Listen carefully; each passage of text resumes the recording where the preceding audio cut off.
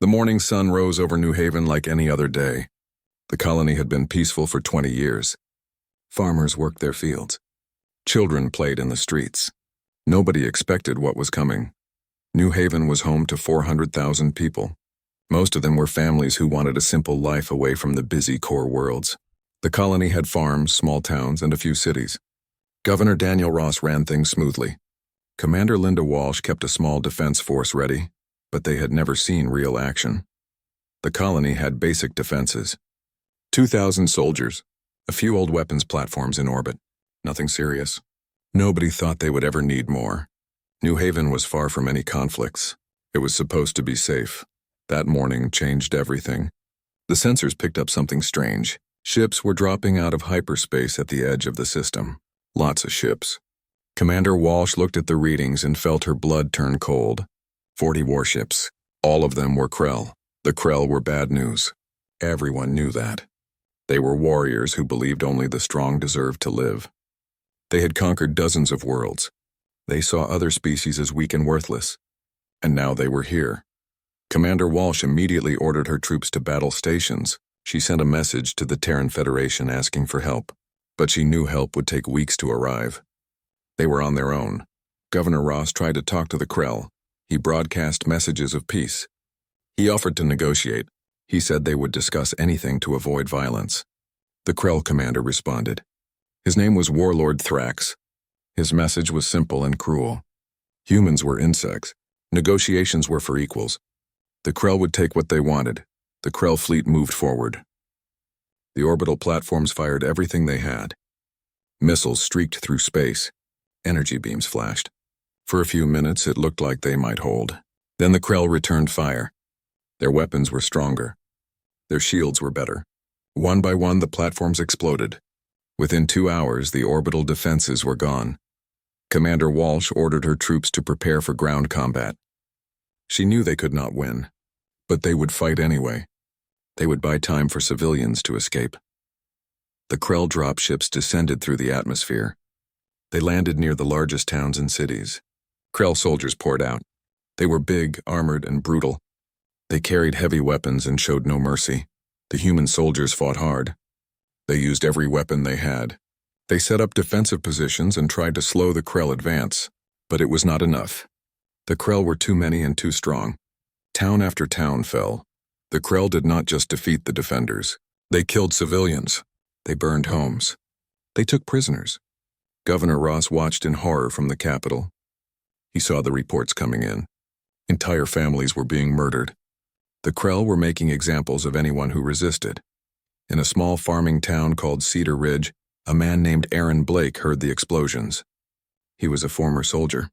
He had served in the Terran Marines years ago. Now he was just a farmer trying to raise his daughter, Sophie. She was 16 and full of life. Aaron knew what the sounds meant. War had come to New Haven. He grabbed his old rifle from the closet. He told Sophie to pack supplies. They needed to leave. Now. Other families had the same idea. They loaded vehicles and headed for the mountains. Aaron joined a group of about 30 people. They included a few soldiers led by Lieutenant Jacob Kane. Kane was young but smart. He knew they could not fight the Krell directly. They needed to hide and survive. The group also included Dr. Helen Carter. She was a scientist who studied plants and animals. Her research station had been destroyed. She escaped with only her data pads and the clothes on her back. She was scared but determined to survive. They drove into the northern mountains. Behind them, they could see smoke rising from their homes. The Krell were burning everything. Sophie cried quietly. Aaron held her hand and promised they would survive. Lieutenant Kane found a cave system where they could hide. It was cold and dark, but it was safe. The group set up a camp. They rationed their food and water. They took turns keeping watch. Kane knew they needed to send a message. The Terran Federation needed to know what was happening. He set up a transmitter using parts from their vehicles. It was not strong, but it might reach a passing ship. He recorded a message. He told the story of the attack. He described the Krell brutality. He showed footage of the burning towns and the murdered civilians. He gave the coordinates of New Haven. Then he sent the message into deep space and prayed someone would hear it. Days passed. The group survived on what little they had. Aaron and a few others made dangerous trips down the mountain to scout. They saw Krell patrols everywhere. The aliens were setting up camps. They were fortifying positions. They were planning to stay. Commander Walsh was captured during a battle near the capital. Governor Ross was taken prisoner too. The Krell put them in detention centers with other survivors. They were treated like animals. The Krell guards beat them for entertainment. Many prisoners died from the abuse. Warlord Thrax made his headquarters in the governor's mansion. He sent reports back to the Krell Dominion. He told his leaders that the conquest was complete. The humans had been weak and easy to defeat. New Haven now belonged to the Krell, but Thrax was wrong about one thing. The message Lieutenant Kane sent did not disappear into space. It traveled for 3 weeks. Then it reached a Terran patrol ship called the Vigilant. Captain Gregory Hunt was doing a routine scan when his communications officer picked up the signal. The officer played the message. Hunt watched in growing horror. He saw the footage of the massacre. He heard the desperate pleas for help. He saw children being torn from their parents. He saw towns burning. Captain Hunt immediately forwarded the message to Terran Command. Within hours, it was being broadcast across the entire Federation. Every human world saw it. Every citizen watched in shock and rage. The images spread like fire. People gathered in the streets demanding action. Politicians received thousands of messages. The public was united in their anger. The Krell had made a terrible mistake. They had attacked humans. They had killed innocent people, and humanity was about to respond. The Terran Senate called an emergency meeting. Senators from every world came together. They watched the footage again. Some wept. Others sat in stunned silence. Then they began to talk about what to do. Admiral Victoria Stone stood before them. She was the highest-ranking officer in the Terran Navy. She had served for 40 years. She had fought in wars before. But this was different. This was personal.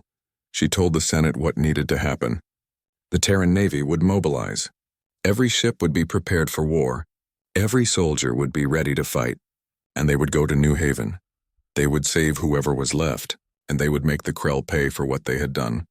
The Senate voted. It was almost unanimous. War was declared.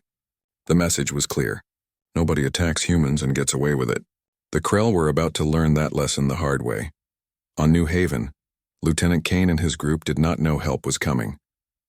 They were still hiding in the mountains. They were running low on food. Some people were getting sick. But they refused to give up. They kept the transmitter running. They kept hoping. And deep in space, the largest fleet humanity had ever assembled was preparing to come for them. The Terran Federation had been at peace for a long time. The military was strong but mostly quiet. Ships sat in orbit around planets. Soldiers trained but rarely fought. The galaxy was relatively calm. That changed the moment the footage from New Haven went public. Admiral Victoria Stone watched the video 12 times. Each time her anger grew colder and harder. She had seen war before. She had lost friends in battle. But this was different. These were not soldiers dying in combat. These were families being murdered in their homes. Children being taken from parents. Towns being burned for no reason except cruelty. Stone called a meeting with her top officers. Commodore Julia Sanders arrived first. She was a veteran of border conflicts and known for her sharp tactical mind. Rear Admiral Scott Howard came next. He commanded the heavy cruiser squadrons. General Kyle Bennett represented the Marines. He was a big man with scars on his face and fire in his eyes. Stone laid out the situation. New Haven was occupied. Thousands were dead. More were prisoners. The Krell thought they had won. She asked each officer one question. How fast can you mobilize your forces? The answers came quickly. Sanders said her fleet could be ready in 3 days. Howard said the same. Bennett said his Marines were always ready. They just needed ships to carry them. Stone nodded. She told them to begin preparations immediately. They would assemble the largest fleet in human history. And they would go to New Haven. Across the Federation, military bases came alive. Sirens wailed. Orders went out. Ships that had been docked for months powered up their engines. Crews scrambled aboard. Weapons were loaded. Supplies were gathered. In the shipyards above Earth, workers pulled double shifts. Old dreadnoughts that had been mothballed were brought back online. Engineers crawled through their systems, replacing parts and running tests. These massive ships were relics from earlier wars, but they were still deadly. Factories on industrial worlds shifted to wartime production. Assembly lines that made civilian goods now produced missiles, ammunition, and armor plating. Robots worked around the clock. Human supervisors pushed everything to maximum capacity. The call went out for reservists. Men and women who had served years ago received messages. They were needed again. Many of them had families now. They had jobs and normal lives. But they remembered their oath. They kissed their loved ones goodbye and reported for duty. The Terran Senate met to discuss the response. The chamber was full. Every senator was present. The mood was tense. Some wanted immediate action. Others urged caution. Senator Paul Dixon stood to speak. He was known as a voice for peace. He argued that sending such a massive fleet would provoke a larger war. The Krell might call for allies. Other alien species might join them. Humanity could end up fighting half the galaxy. He proposed trying diplomacy first. Maybe they could negotiate the release of prisoners. Maybe they could find a peaceful solution. Senator Claire Morgan listened to Dixon with barely contained anger. When he finished, she stood. Her voice was sharp and clear. She reminded the Senate what the Krell had done. She played the footage again. She pointed at the screen as children cried and buildings burned. She asked Dixon a simple question. What would you negotiate? What could possibly make this acceptable? Morgan continued. She said the Krell did not understand diplomacy. They understood strength. The only way to save the survivors was to show overwhelming force. The only way to prevent future attacks was to make the cost unbearable. If humanity looked weak now, every colony would be at risk. The debate went on for hours. But the conclusion was inevitable. The Senate voted. 342 senators voted for military action. Only 28 voted against. The decision was made. The Terran Federation was going to war. Admiral Stone was given complete authority to command the operation. She began assembling her fleet at a staging point near Sigma Draconis. Ships arrived from every corner of human space. Dreadnoughts came first. These giant vessels were the backbone of the fleet. They carried enough firepower to destroy cities. Heavy cruisers followed. They were faster than dreadnoughts but still heavily armed. Then came the destroyers and frigates. These smaller ships would protect the larger vessels and hunt enemy fighters. Finally, the carriers arrived. Each one carried hundreds of strike fighters and bombers. The Marines boarded their transport ships. General Bennett inspected his troops personally. He walked through the hangar bays, looking at the faces of his soldiers. Some were veterans who had seen combat before. Others were young and nervous. He spoke to them all. He told them what they were fighting for. Not for territory. Not for resources.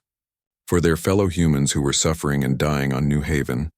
Commander Nathan Price was a fighter pilot. He had flown in training missions for years but never real combat.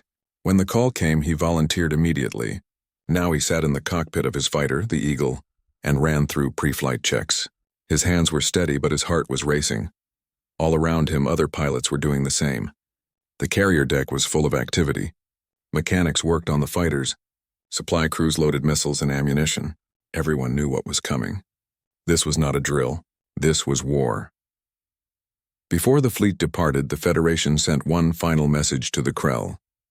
Ambassador Frank Lawrence recorded it personally. He was an old man who had spent his life trying to prevent wars. But even he knew some things could not be forgiven. Lawrence spoke calmly. He stated the facts. The Krell had attacked a human colony without provocation. They had committed atrocities against civilians. This could not stand. He offered one chance. Withdraw from New Haven. Release all prisoners. Pay reparations for the damage. If the Krell agreed, humanity would consider the matter settled. But if the Krell refused, Lawrence said, then the Terran Federation would consider them an enemy to be destroyed. There would be no second warning. No negotiations, no mercy. The choice was theirs. The message was broadcast on all frequencies. It reached Krell space within hours. Warlord Thrax received it on New Haven. He read it and laughed. He called his officers together and played the message for them. They all laughed too. Thrax sent a reply. It was short and mocking. He said humans were cowards who hid behind words. His fleet had crushed their defenses in hours. If more humans wanted to die, they were welcome to come. He would add their ships to his collection of victories. When Admiral Stone received the reply, she showed no emotion. She simply turned to her communications officer and gave an order. Send the message to all ships. We leave immediately. The fleet assembled in perfect formation. 300 warships, thousands of fighters, tens of thousands of soldiers. It was the most powerful force humanity had ever gathered. And it had one purpose: save New Haven, destroy the Krell, show the galaxy that humans protect their own. As the fleet prepared to jump to hyperspace, Stone stood on the bridge of her flagship, the Retribution. She looked at the display showing all the ships under her command. She thought about the colonists waiting for rescue. She thought about the Krell who thought humans were weak. She gave the order. All ships jump. One by one, the ships vanished into hyperspace. They were heading to New Haven. The Krell were about to learn a lesson that would echo across the galaxy. When you attack humans, every gun they have will roar in response, and nothing will be left standing. The Terran fleet dropped out of hyperspace at the edge of the New Haven system. The sight was magnificent and terrifying. 300 warships appeared in perfect formation. Their hulls reflected the light of the distant star. Every weapon was ready. Every crew member was at battle stations. Admiral Stone stood on the bridge of the Retribution. She looked at the tactical display. The Krell fleet was in orbit around New Haven. 40 ships spread out in a loose formation. Many were engaged in ground support operations. They were not expecting an attack. The Krell sensors picked up the human fleet immediately. Alarms blared on every Krell ship. Officers scrambled to their posts. Warlord Thrax was in the governor's mansion when he got the news. At first he thought it was a mistake. No fleet could move that fast. But the sensors did not lie. 300 human ships had just arrived. Thrax ran to his command ship. He ordered his fleet to defensive positions. But his ships were scattered. Some were in low orbit. Others were on the far side of the planet. It would take time to regroup. Time he did not have. Admiral Stone opened a fleet-wide channel. Her voice was cold and clear. This is for New Haven. This is for every person they killed. Show them what happens when they attack us. All ships fire at will. The dreadnoughts fired first. Their main railguns launched slugs at incredible speed. The projectiles crossed the distance in seconds. 3 Krell battlecruisers exploded before they could raise shields. The debris scattered in brilliant flashes of light. The heavy cruisers followed up with missile barrages. Hundreds of missiles streaked toward the Krell fleet. Some were intercepted by point defense systems, but most got through. Explosions bloomed across Krell hulls. Ships broke apart. Others spun out of control, trailing atmosphere and debris. The carriers launched their fighters. Commander Nathan Price led his squadron out of the hangar. The launch was smooth. One moment he was inside the carrier. The next he was in open space with stars all around. His display showed hundreds of other fighters doing the same thing. Price's orders were clear. Hit the Krell command ship. He pushed his throttle forward and the Eagle accelerated. His squadron formed up around him. They flew through the chaos of the battle. Explosions lit up space. Debris flew past. But Price kept his focus on the target. The Krell command ship was huge. It was twice the size of a human dreadnought. Its name was Bloodfang. Thrax was aboard, shouting orders and trying to organize his fleet. But the humans were overwhelming him. Price's squadron approached from below. The Bloodfang's defenses were focused on the larger ships. They did not see the fighters until it was too late. Price locked his missiles on the ship's engine section. He fired everything he had. His wingmen did the same. Torpedoes slammed into the Bloodfang's engines. Secondary explosions rippled along the hull. The ship shuddered and lost power. Thrax felt the deck shake beneath his feet. He grabbed a console to steady himself. His officers were yelling. Systems were failing. The ship was crippled. While the space battle raged, General Kyle Bennett was preparing the ground assault. His Marines were loaded into dropships, thousands of soldiers in heavy armor. They carried plasma rifles, grenades, and heavy weapons. They were ready to hit the surface hard. Bennett gave the order. All dropships launch. The ships left the carriers and descended toward New Haven. The planet grew larger in the windows. Bennett could see cities and towns below. Many were damaged or burning. That made him angry. But he kept his emotions controlled. His Marines needed him focused. The dropships hit atmosphere. They shook from the turbulence. Krell anti-air fire started coming up. Missiles streaked past. Some dropships were hit and went down, but most made it through.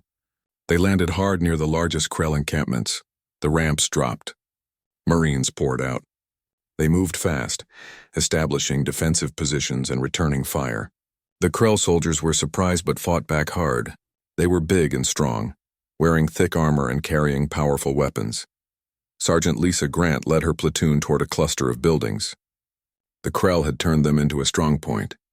Grant's Marines spread out and advanced. They used cover and moved in pairs. When they got close, they threw grenades through windows and rushed inside. The fighting was brutal.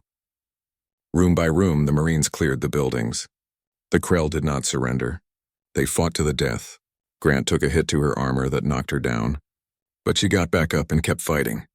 Her platoon followed her lead. Lieutenant Jacob Kane heard the sounds of battle from his hiding place in the mountains. He grabbed his binoculars and looked down at the valley. He saw dropships landing. He saw human Marines fighting Krell soldiers. His heart jumped. Help had arrived. Kane rallied the survivors. He told them to grab whatever weapons they had. They were going to help. Aaron Blake checked his rifle and nodded. His daughter Sophie wanted to come too. Aaron told her to stay back and help Dr. Carter with medical supplies. Sophie did not argue. She knew they would need medics. Kane led his group down the mountain. They moved carefully, avoiding Krell patrols. When they reached the edge of the battle, Kane made contact with the Marines. He identified himself and offered intelligence. He knew where the Krell had set up camps. He knew where they kept prisoners. General Bennett was grateful for the help. He assigned Kane to work with Sergeant Grant's platoon. Together they planned an assault on a detention center where human prisoners were being held. The assault was quick and violent.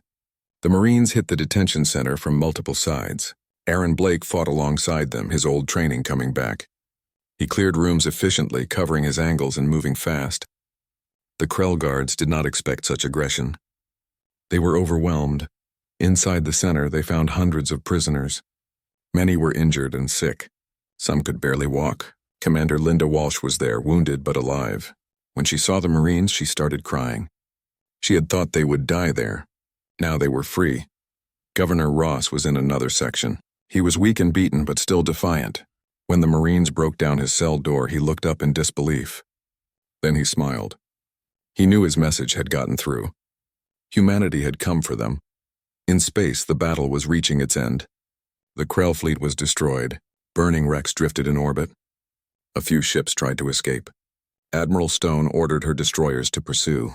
She wanted no survivors to carry tales back to the Krell Dominion. Not yet. Not until she decided what message to send. The Bloodfang was crippled but not destroyed.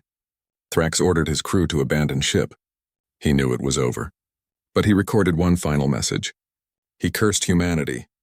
He vowed that the Krell would have revenge. He promised that this was not the end. Admiral Stone received the message. She listened without expression. Then she gave a simple order. Target the Bloodfang. Fire all weapons, the Retribution's gun spoke. Railgun slugs and missiles converged on the damaged ship. The Bloodfang exploded in a massive fireball. Thrax and his crew were vaporized instantly.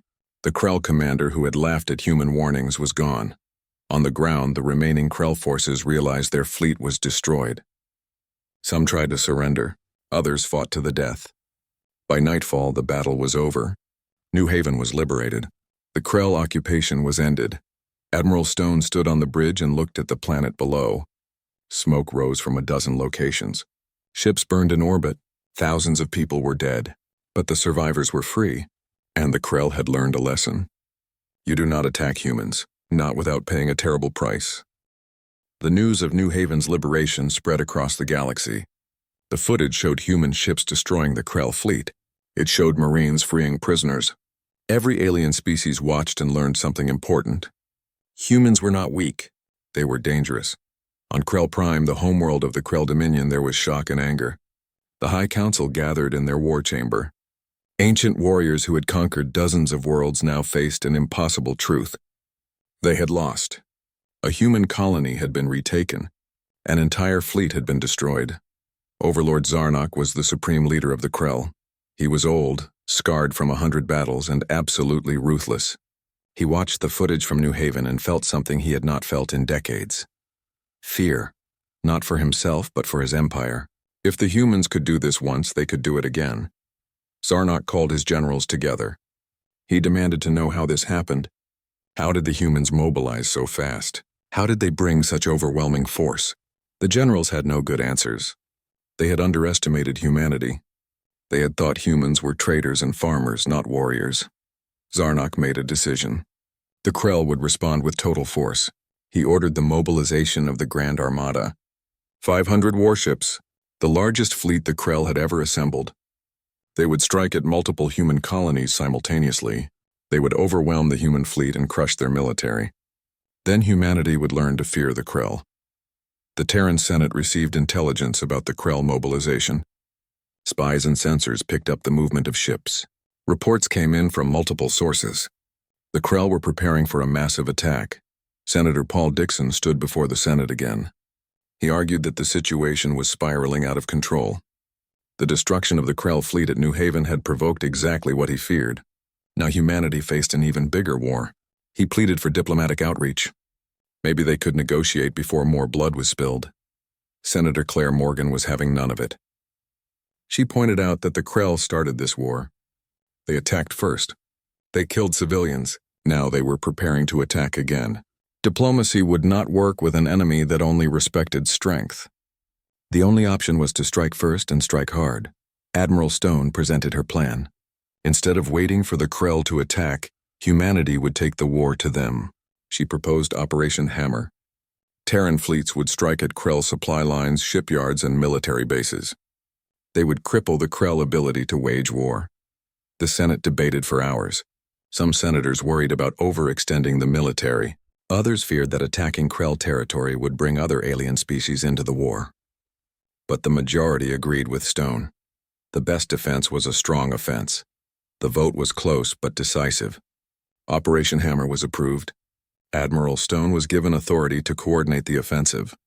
She divided her forces into multiple task groups. Each would hit a different target. Commodore Julia Sanders led the first strike. Her target was a Krell shipyard in the Vorgath Nebula. The shipyard was massive, capable of building battlecruisers.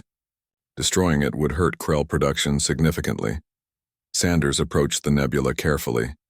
The clouds of gas and dust provided cover but also limited sensor range. Her fleet moved in quietly. When they emerged from the nebula, they were right on top of the shipyard. The Krell defenders were caught off guard. Sanders ordered an immediate attack.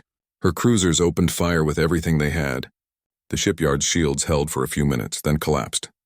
Missiles slammed into construction bays. Explosions rippled across the station. Commander Nathan Price led a bombing run on the shipyard's reactor complex. His squadron flew through defensive fire, dodging and weaving. They released their torpedoes at close range and pulled away. The torpedoes hit perfectly. The reactors went critical and exploded. The entire shipyard was consumed in a massive fireball. Sanders pulled her fleet back before Krell reinforcements could arrive. The mission was a success. One of the Krell's major shipyards was destroyed. It would take years to rebuild. Rear Admiral Scott Howard hit a different target. His fleet attacked a Krell supply depot near the border. The depot stored fuel, ammunition, and spare parts for the Grand Armada. Howard's heavy cruisers bombarded it from orbit. Everything was destroyed. The Krell would have trouble supplying their fleet now. These raids continued for weeks. Human fleets struck at targets across Krell space. Each raid was fast and brutal. The Krell could not predict where the humans would hit next. Their forces were stretched thin, trying to defend everything. The Galactic Council watched these events with growing concern. The Council was a loose alliance of advanced alien species. They tried to maintain peace and stability in the galaxy, but the war between humans and Krell was threatening that stability. Ambassador Frank Lawrence was called to address the Council. He stood before representatives from dozens of species. Some were humanoid. Others were completely alien. All of them had questions about human actions. Lawrence presented his case calmly. He showed the footage from New Haven. He detailed the atrocities committed by the Krell. He explained that humanity was acting in self-defense. The Krell had started this war. Humans were simply finishing it. Some council members were sympathetic. The Thalan Collective, a peaceful species, expressed support for humanity. They said the Krell had been a problem for years. Maybe humans were finally teaching them a lesson. Others were concerned. The Viridian Empire worried that humans were becoming too aggressive.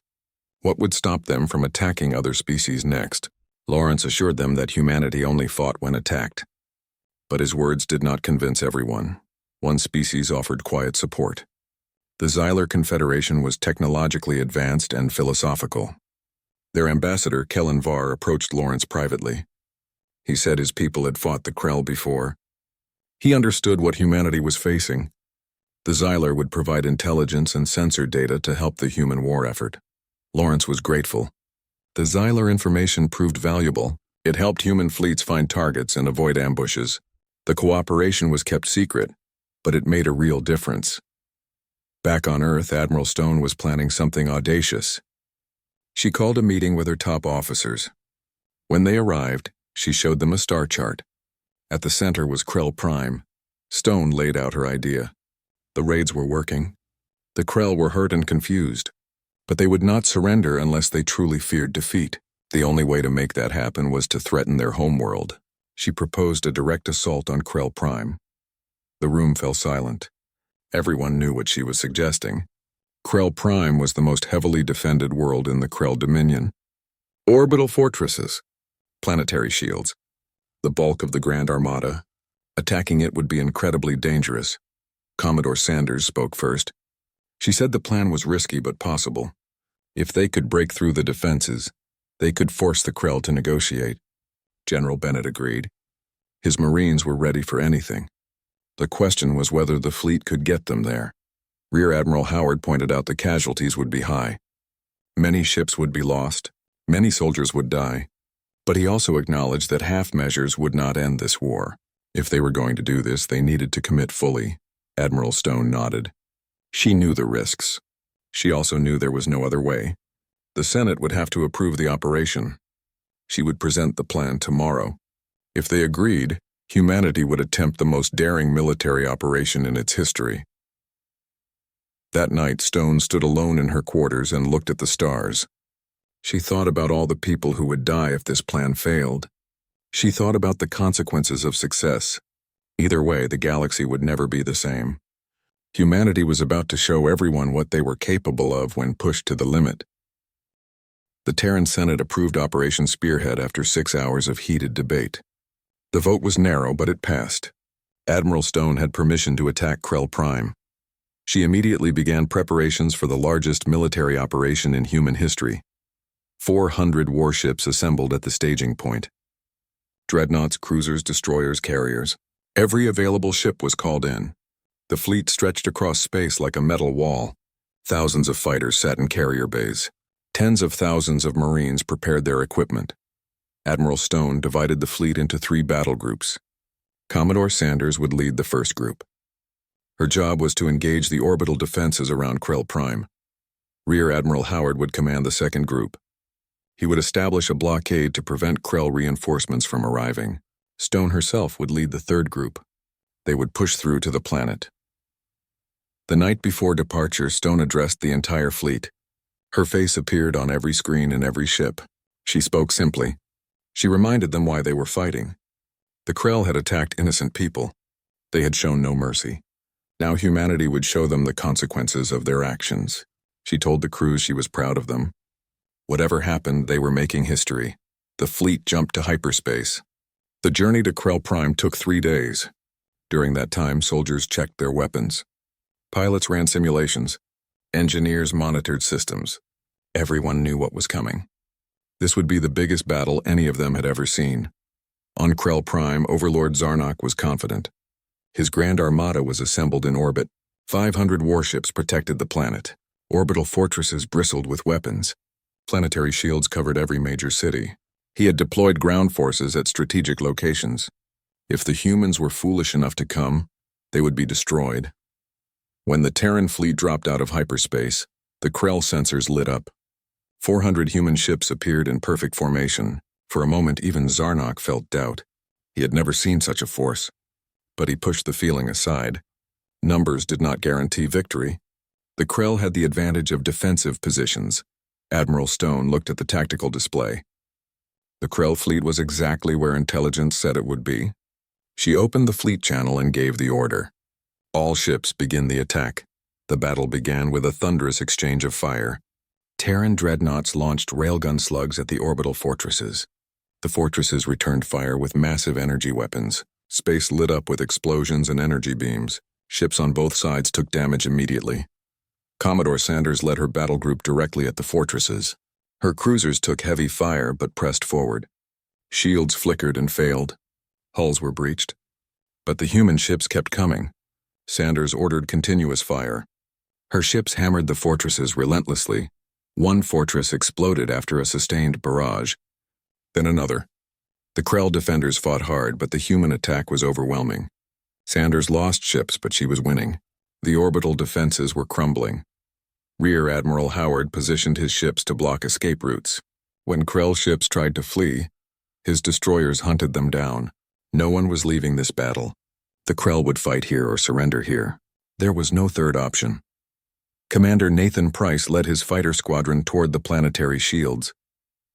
His target was the generator stations on the surface. These massive installations projected the shields that protected Krell cities. If he could destroy them, the way would be open for the ground assault. The flight through the battle was terrifying. Explosions happened all around. Debris filled space. Price dodged and weaved through the chaos. His squadron stayed with him. They had trained for this. Now it was real. They reached the atmosphere and dove down. Anti-air fire came up to meet them. 2 fighters in his squadron were hit and went down. Price gritted his teeth and kept flying. He locked onto the first generator station and fired his torpedoes. Direct hit. The station exploded. His squadron hit 2 more stations. The planetary shields flickered and collapsed. Price pulled up and headed back to space. His mission was complete. The ground assault could begin. General Kyle Bennett watched the shields fall from his command ship. He immediately ordered the dropships to launch. Thousands of Marines descended toward Krell Prime. This was it. They were invading the Krell homeworld. The landing was brutal. Krell ground forces were waiting. Heavy weapons fired at the dropships. Some were hit and crashed. Others made it down and deployed their Marines. The fighting started immediately. Sergeant Lisa Grant led her platoon off the dropship. They immediately came under fire from Krell defensive positions. Grant ordered her troops to spread out and find cover. They returned fire with plasma rifles and grenades. The Krell soldiers were tough. They wore heavy armor and fought with fanatical determination. Every meter of ground was contested. Grant's platoon pushed forward slowly, using tanks and mechanized walkers for support. The Marines discovered something horrible as they advanced. Prison camps filled with slaves from conquered worlds, factories built on the bones of defeated species. The Krell had committed atrocities across the galaxy. Grant ordered her troops to free the prisoners and document everything. The galaxy needed to see what the Krell really were. General Bennett pushed his forces toward the Imperial Palace. That was where Overlord Zarnok was directing the defense. If they could capture or kill him, the Krell resistance would collapse. The palace was heavily fortified. Zarnok's personal guard defended every entrance. Bennett ordered his best troops for the assault. They fought their way through outer defenses, clearing rooms and corridors. The Krell guards fought to the death. They gave no quarter and asked for none. Finally, Bennett's Marines reached the throne room. The doors were massive and sealed. Bennett ordered explosives placed. The charges detonated and the doors blew inward. Marines rushed through, weapons ready. Overlord Zarnok stood in the center of the room. He was old but still imposing. He held a weapon and was surrounded by his last guards. When he saw Bennett, he spoke in broken human language. He challenged Bennett to single combat. It was a Krell tradition, a way to die with honor. Bennett looked at the old warlord and shook his head. He told Zarnok that humans did not fight for honor. They fought for justice. They fought to protect their people.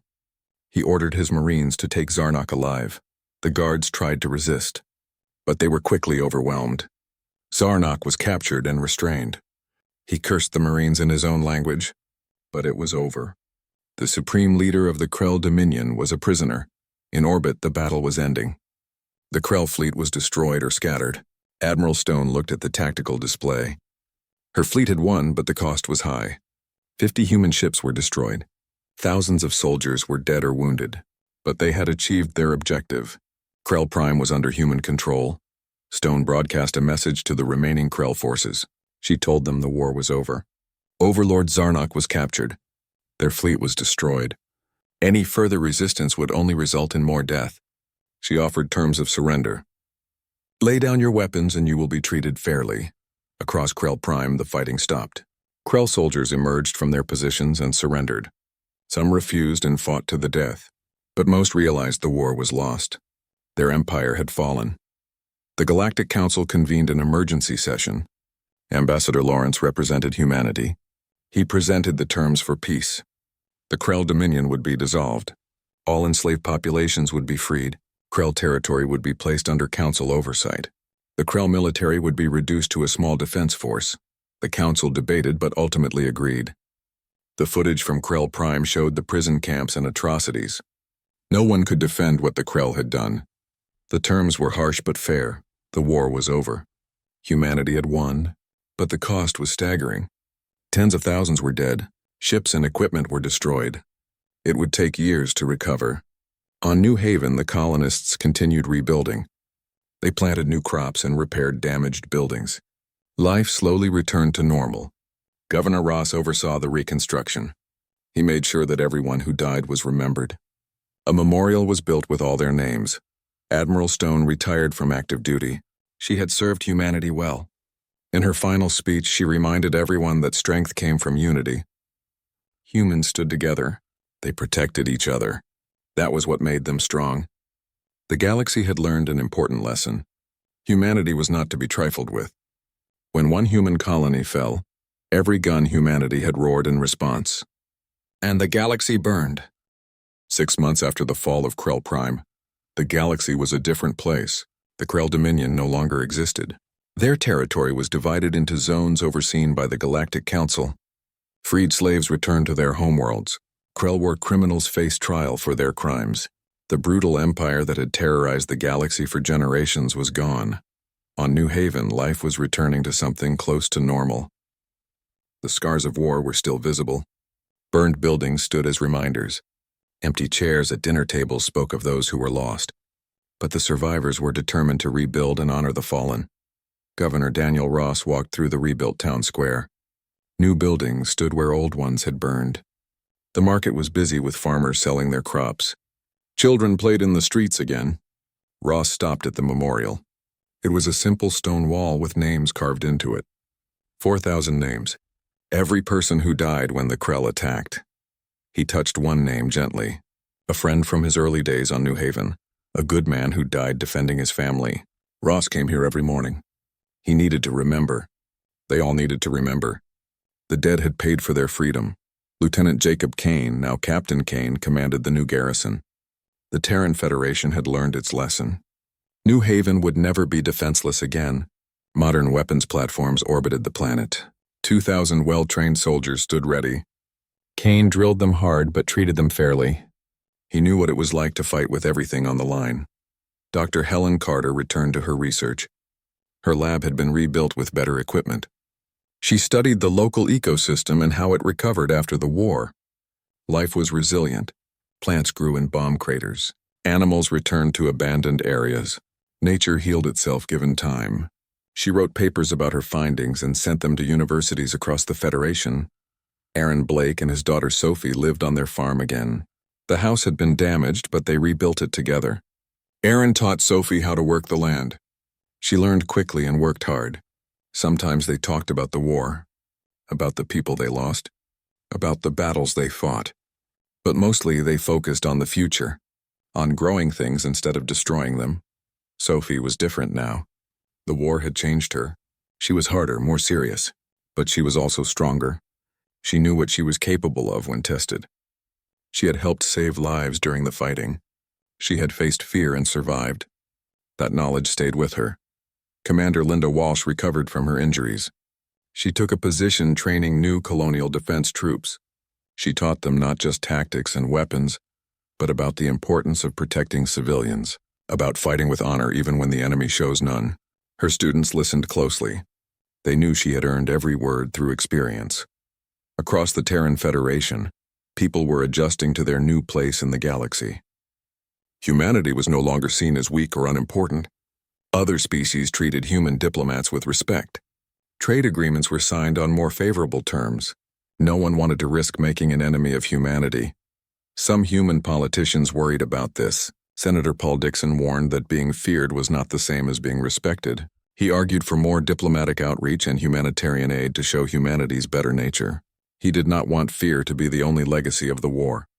Senator Claire Morgan disagreed. She believed respect came from strength. The galaxy needed to know that humans would defend themselves and each other. That did not mean being aggressive. It meant being ready. Always ready. She pushed for increased military spending and better defenses for all colonies. The Senate found a middle path. They increased defense budgets but also expanded diplomatic programs. Humanity would be strong but also fair. They would protect their own, but also help others when possible. It was a balance that required constant attention. Admiral Victoria Stone lived in retirement on Earth. She had a small house by the ocean. Every morning she walked along the beach and thought about the war, about the decisions she made, about the people who died following her orders. The weight never left her, but she believed it had been necessary. The alternative was worse. Sometimes young officers visited her. They asked for advice. She told them all the same things. Always think about the cost. Always value the lives of your people. Never start a fight if you can avoid it. But if someone forces you to fight, finish it completely. Half measures just prolong the suffering. Commodore Julia Sanders took over as head of fleet operations. She oversaw the rebuilding of the Navy. New ships were constructed using lessons learned from the war. Better shields, stronger weapons, faster engines. The Terran Navy was already the most powerful it had ever been. Sanders made it even stronger. General Kyle Bennett remained in command of the Marines. He trained the next generation of soldiers. He taught them about courage and sacrifice, about loyalty and duty. His Marines were the best in the galaxy. Everyone knew it, including the Marines themselves. They carried that pride, but also the responsibility that came with it. Commander Nathan Price was promoted to squadron leader. He trained new fighter pilots. He taught them the techniques he had learned in combat. How to fly through defensive fire, how to hit targets precisely, how to survive when things went wrong. His students admired him. He had proven himself in the largest battle humanity ever fought. Sergeant Lisa Grant became a training instructor too. She specialized in urban combat and small unit tactics. She was demanding but fair. Her students complained about the training, but they knew it would keep them alive in real combat. Grant wore her scars proudly. Each one had a story. Each one was a lesson. The Galactic Council changed after the war. They created new rules about military aggression. Any species that attacked another without cause would face collective action. The rules were partly because of what happened to the Krell, but also because the Council realized they needed to maintain order. The galaxy was too dangerous otherwise. The Xylar Confederation became close allies with humanity. Ambassador Kellen Varr worked with Ambassador Lawrence to build cooperation between their species. They shared technology and knowledge. The Xylar appreciated human determination. Humans appreciated Xylar wisdom. It was a good partnership. Other species approached humanity with offers of friendship. The Thalan Collective proposed cultural exchanges. The Barath Federation suggested joint exploration missions. Humanity accepted most offers. They wanted to be part of the galactic community. But they did so carefully. Trust had to be earned. The former Krell worlds struggled with their new reality. Without their empire, they had to learn different ways of living. Some adapted. They built peaceful societies and tried to make amends for past crimes. Others resented their defeat and plotted revenge. The Galactic Council watched them closely. Overlord Zarnok remained imprisoned. He was tried for war crimes and found guilty. He showed no remorse. In his final statement, he said the Krell had been right to take what they wanted. Strength was all that mattered. He died in prison 2 years later, still believing his philosophy was correct. Back on New Haven, the first anniversary of liberation arrived. The entire colony gathered at the memorial. Governor Ross gave a speech. He talked about loss and sacrifice, about courage and resilience, about the future they were building together. When he finished, there was a moment of silence. 4,000 names, 4,000 lives. They would never be forgotten. Then the colonists began to sing. It was an old Earth song about hope and perseverance. The melody carried across the square and into the surrounding hills. It was a song about surviving dark times and finding light again. It was perfect for the moment. Aaron Blake stood with his arm around Sophie. She was crying softly, so was he. But they were not tears of sadness alone. They were tears of relief, of gratitude, of hope. They had survived. New Haven had survived, and life would go on. That evening, as the sun set over New Haven, Captain Kane stood on a hill overlooking the colony. Lights were coming on in homes and buildings. Smoke rose from chimneys. People were living normal lives again. This was what they fought for. This simple, beautiful normalcy. He thought about the war, about the battles and the losses, about the moment they thought all was lost. But help had come. Humanity had come for them with everything they had. Kane smiled. He was proud to be human, proud to be part of a species that never abandoned their own. Across the galaxy, other species were learning the same lesson. Humans were protective of their own to an almost irrational degree. Attack one human and you faced all of them. It was a simple principle, but a powerful one. It meant that human colonies could rest easier. They knew they were not alone. The story of New Haven became legend. Songs were written about it. Children learned about it in school. It was taught at military academies as an example of determination and sacrifice. The message was clear. Humanity stood together always. Years would pass. New challenges would arise. But the lesson of New Haven remained. When a human colony fell to aliens, every Terran gun roared in response. And the galaxy burned. That was the promise.